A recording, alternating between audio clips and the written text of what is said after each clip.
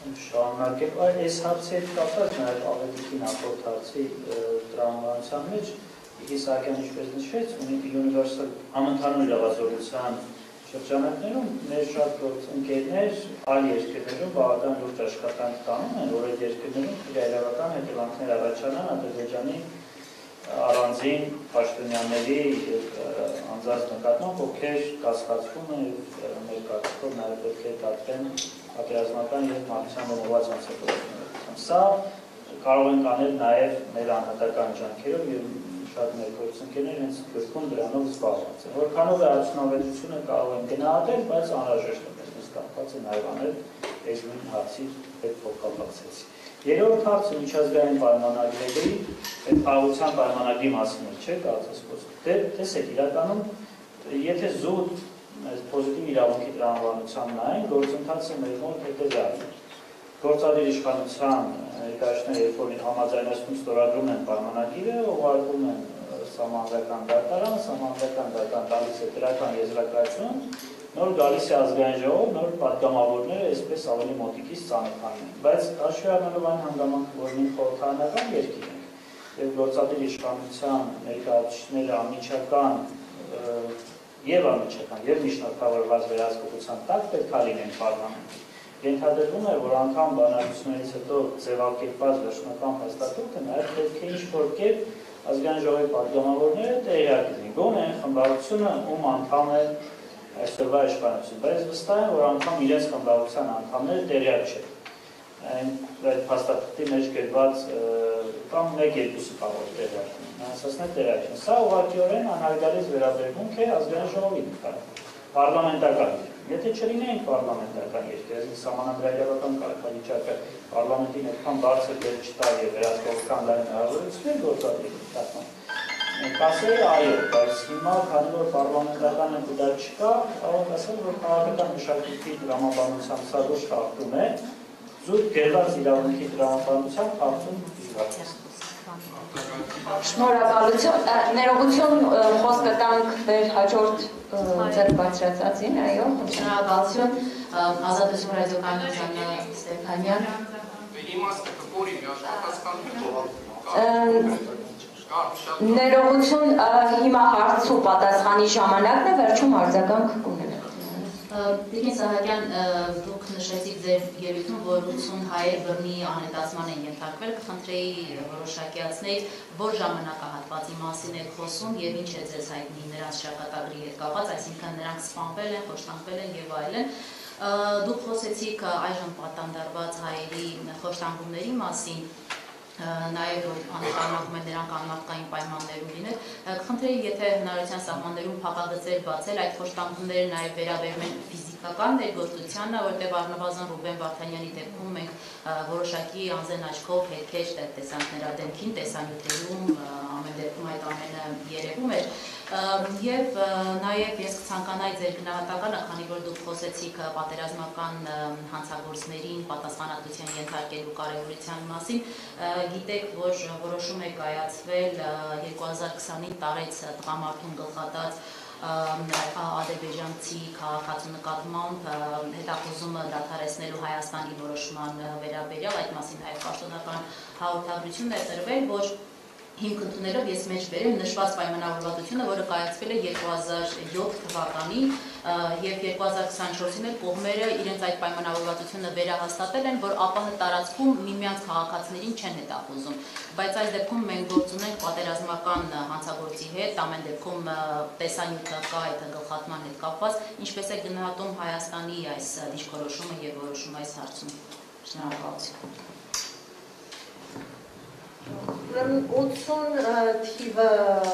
վերաբերում է այո բռնի անհետացածներին եւ այս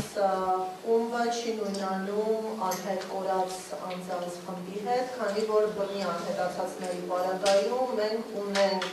ստուգված ապացույցներ տեսանյութերի, լուսանկարների կամ ականատեսների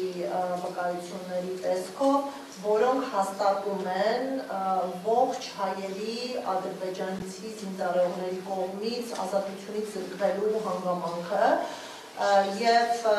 այս դեպքերը վերաբերում են 2020 թվականին Նրանք առնվազն կարճատև ժամանակահատվածում գտնվել են ադրբեջանական զինված ուժերի ներկայացուցիչների ֆիզիկական հսկողության ներքո, սակայն հետագայում մեզ հայտնի չէ ինչ է տեղի ունեցել, առանձին անձանց տեսել են նաև փակ հաստատություններում, եւ այստեղ հավասարապես գոյության իրավունք ունեն ինչպես ողջ փակ վայրերում պահված լինելու, այնպես էլ սպանված լինելու կանխավարկածը, ըստ մենք չգիտենք նրանց գտնվելու վայրը, կարգավիճակը, ճակատագիրը եւ սա է պատճառը, որ նրանք որակվում են որպես բռնի անհետացած, այսինքն նրանք բռնվել են պետության ներկայացուցիչների կողմից, որից հետո հարկադրաբար տարվել են դեպի անհայտություն եւ այստեղ Ադրբեջանի համար կա հստակ միջազգային պարտավորություն նախաձեռնել վարույթներ,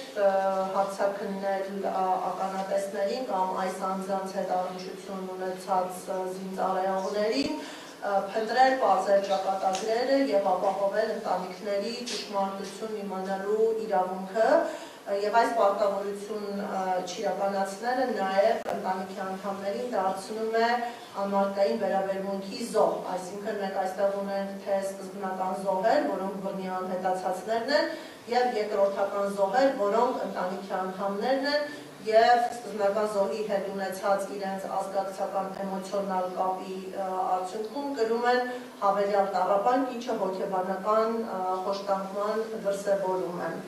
80-ի առնչությամբ բազմաթիվ հարցումներ եղել են թե ՄԱԿ-ի մեխանիզմներից, թե Եվրոպական դատարանի, ցավոք սրտի այստեղ կա միաժողական մոտեցում, Ադրբեջանը հղում է կատարում գերիների, անհետքորածների, բռնի անհետացածների հարցերով զբաղվող իրենց հանձնաժողովին եւ նրանց տվյալներով հերքում է այս անձանց գերեվարման կամ անգամ այս անձանց մարմինների մասունքների Ադրբեջանում գտնվելու հանգամանքը այստեղ կարծում եմ Ադրբեջանը սեփական հանցագործության հետքերն է թաքցնում եւ նշեմ, որ բռնի անհետացումը եւս պատերազմական հանցագործություն է։ Նույնիսկ եթե այս անձին ողջ են, բայց բռնի անհետացել են, սա կրկին միջազգային հանցագործություն է։ Խոշտանգումների մասին խոսելիս մենք նշենք, որ կան ֆիզիկական դրսևորումներ, բազմաթիվ նաև հայրենադարձվածներ, այսինքն ոչ միայն այնտեղ գտնվողներ, այլ նաև հայրենադարձվածները վկայություններ են տալիս այնպիսի պայմանների մասին, որը հանգեցնում է նաև ֆիզիկական տառապանքի հետևանքների, օրինակ չքնել, տեղական ժամանակ անկնած մնալ, զրկված լինել նստելու, պառկելու հնարավորությունից, դա ֆիզիկական առումով արդեն իսկ տառապանքներ եւ ցավ է պատճառում, բայց դրանք որպես կանոն զուգակցվում են բռնությունների հետ, մեր գնահատմամբ հավասարապես համակցվել են թե հոգեբանական եւ ֆիզիկական։ Կոնկրետ դրսևորումների մասին ցավոք սրտի չենք կարողանում խոսել, խոսում ենք այն չափով, որոնք արտացոլված են հրապարակվող զեկույցներում, հաշվի առնելով, որ նախ կան մտավախություն, որ դրսևորումները, որոնք ներկայացնում ենք, հետո յուրաքանչյուր ընտանիք սկսում է մտածել, թե արդյոք դա իր նկատմամբ կիրառելի դեպքն է, որքանով այլությունը կտեղեկանա, կամ այդ մտածումներն էլ, որ նույնիսկ եթե իրենք չգիտեն, բայց կարող են այդ վերաբերմունքի զոհ լինել, տառապանքներ է պատճառում։ Եվ իհարկե վտանգներ կան, որ կոնկրետ դեպքերի մասին խոսելով կարող ենք վրեժ խնդրության հանգեցնել Ադրբեջանում եւ ունենք արձանագրված դեպքեր, երբ ընտանիքի կողմից խնդրի բարձրաձայնումը հանգեցրել է պատժիչ գործողությունների, նույնիսկ այն գործողությունները, որոնք քաղաքացիական անհնազանդության տարեր են պարունակում, ուղեկցվում են պատժիչ գործելակերպով։ 23-ի մասին եք, չէ՞, դուք խոսում եք պատանդարված 23 անձանց դեպքի մասին։ Այո։ Եվ վերջին հարցը, այո, Զեյնալի դեպքին, այստեղ անկեղծ ասած առնվազն հակասական եւ անդրամաբանական գործելակերպ եմ տեսնում, վկայակոչված պայմանավորվածությունները ըստ էության առնչվում են 2000-ական թվականներին, 2006-2017 կամ 2014, 2007-ին է 2007, եթե նման իրական պատահորվածություններ կային, որոնք կաշկանդում են կողմերին, այդ թվում հայկական կողմին, ի սկզբանե նման հետախուզում չպետք է հայտարարվեր, ի կատարումը ձեռք բերված պայմանավորվածությունների, իսկ եթե դրանք կատարվել են, ուրեմն ավելի բարձր արժեքի խնդիր է եղել եւ Հայաստանը պետք է կարողանար հետևողական մոտեցում ցուցաբերել իր գործողության առնչությամբ։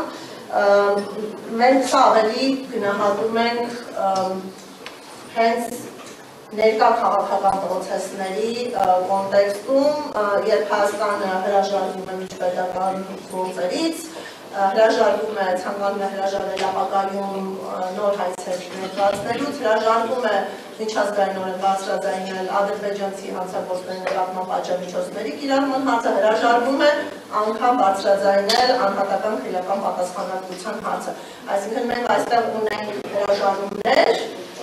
թե զոհերին պաշտպանելուց, թե իրավունքներից, որի նպատակը չզայրացնել, չանհանգստացնել նա Ադրբեջանի իշխանություններին, այն ակնկալիքով, որ նրանք կգտնվեն կառուցողական եւ ստորագրեն խաղաղության առնչվող ինչ-որ փաստաթղթեր։ Միջազգային իրավունքի տեսանկյունից դա ընդունելի է։ Շնորհակալություն։ Հավելեմ, որ միջազգային իրավունքը պահանջում է յուրաքանչյուր պետության ապահովել պատերազմական հանցագործություն կատարած անձի պատժելիությունը եւ անգամ դրա համար ներդրել համընդհանուր իրավազորությունը, իսկ այստեղ Հայաստանի կապը այդ հանցագործությունների հետ շատ ավելի ուղղակի է, որովհետեւ տուժած անձինք Հայաստանի Հանրապետության քաղաքացիներ են, էթնիկ հայեր են եւ նաեւ կատարվել է նաեւ Հայաստանի Հանրապետության շահերի դեմ, Հայաստանը ունի հստակ հիմքեր այդ հանցագործությունները բացահայտելու եւ նաեւ գտնվում է իրավական պարտականության ներքո։